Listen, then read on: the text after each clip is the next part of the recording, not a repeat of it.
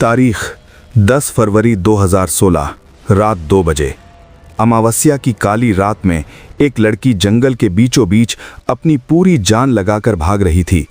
उसके पैर थमने का नाम नहीं ले रहे थे। उसके फटे कपड़े और उन पर लगे खून के धब्बों को देखकर ऐसा लग रहा था जैसे वो किसी से अपनी जान बचाकर भाग रही थी। पर किससे? उसके पीछे तो कोई नहीं था सिवाय डरावनी आवाज़ों के। ऐसी डरावनी आवाज़ें जिन्हें सुनकर किसी के भी दिल में खौफ पैदा हो जाए।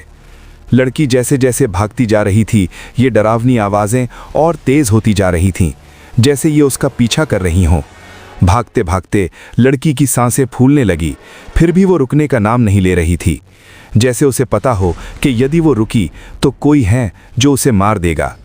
लड़की हाफते हाफते लड़खड़ाते हुए भाग ही रही थी कि तभी उसके पीछे से एक आदमी की डरावनी आवाज़ सुनाई दी। रुक जाओ एंजल, तुम मेरी हो, सिर्फ मेरी। तुम्हें मुझसे कोई अलग नहीं कर सकता।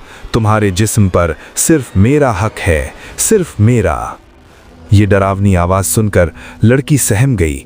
उसके रोंगटे खड़े हो गए। वो जहाँ पर थी वहीं पर रुक गई। वो पसीने से पूरी तरह भीग चुकी थी। वो डरते हुए धीरे धीरे पीछे मुड़ने लगी। आज अमावस्या की रात थी, यानी कृष्ण पक्ष की आखिरी रात, जिसे निशाचरी रात भी कहा जाता है। हमारी पृथ्वी पर दो तरह के इंसान होते हैं, एक अच्छे, दूसरे बुरे। ठीक उसी प्रकार हमारी पृथ्वी पर दो तरह की शक्तियों का वर्चस्व होता है, एक देव, दूसरी दैत्य।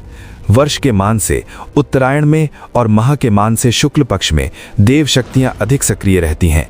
ठीक उसी प्रकार दक्षिणायन और कृष्ण पक्ष में दैत्य शक्तियां अधिक सक्रिय रहती हैं।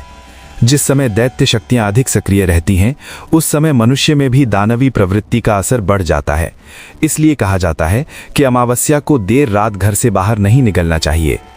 जब लड़की ने पीछे मुड़कर देखा तो सिवाय सुनसान जंगल के उसे कुछ नहीं दिखाई दिया। लड़की वापस दौड़ने लगी। भागते भागते लड़की के पैर के तलवों से खून निकलने लगा था, फिर भी वो रुकने का नाम नहीं ले रही थी।